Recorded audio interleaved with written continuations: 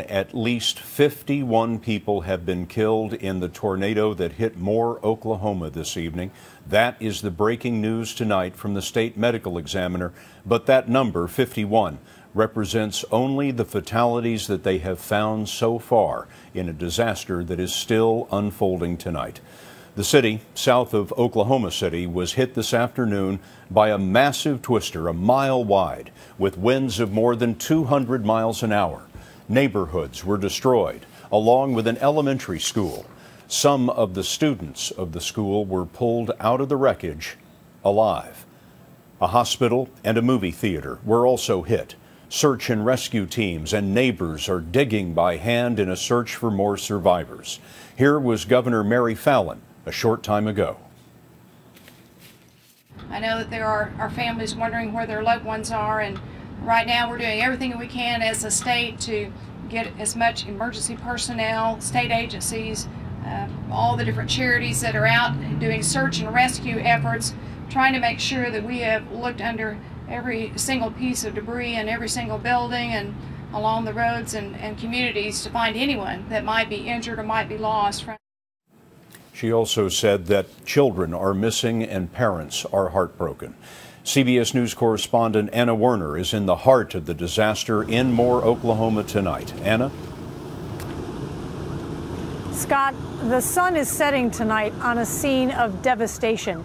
People in this neighborhood have lost their homes, their cars, some pets, possessions, and some of them have lost their lives. And they're trying to figure out tonight just how do you cope.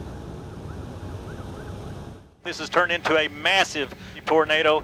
The storm ripped through neighborhoods in Moore, Oklahoma, splintering homes and trapping residents. Command posts were set up and emergency crews dispatched into what looked like a burning war zone. Me and my mom were getting ready to leave, and our next door neighbor told us there's no way that we could survive it, so he told us to come to his house, and we went into his house, into the bathroom, and that's when it just hit. I mean, we could just hear everything. I am standing in the middle of what used to be a neighborhood of single-family homes, brick single-family homes here in Moore, Oklahoma. People describe this tornado as a mile wide, some observers did. There are cars littered all along here. The tornado literally just picked them up and threw them into the grass. You can't see what used to be a home, and walking through here is treacherous. There are nails everywhere. Meanwhile, all around us are residents trying to look for people, for pets, trying to see. Some of them look as if they're in shock. They're walking around with looks of shock on their faces. Scott Evanson had just recently moved here with his family into his grandmother's home. It was just massive. You know, I mean, you just see the destruction was coming, and we were down in there in the cellar, and you just hear that like a train coming across, and what you know and what you see is there is not there, and there's no more landmarks to really tell what was yours and what's not, because it's all just mixed in. Barbara Garcia has been preparing for this day since she moved into the neighborhood 45 years ago. I was sitting on the stool holding my dog. This was the game plan all through the years.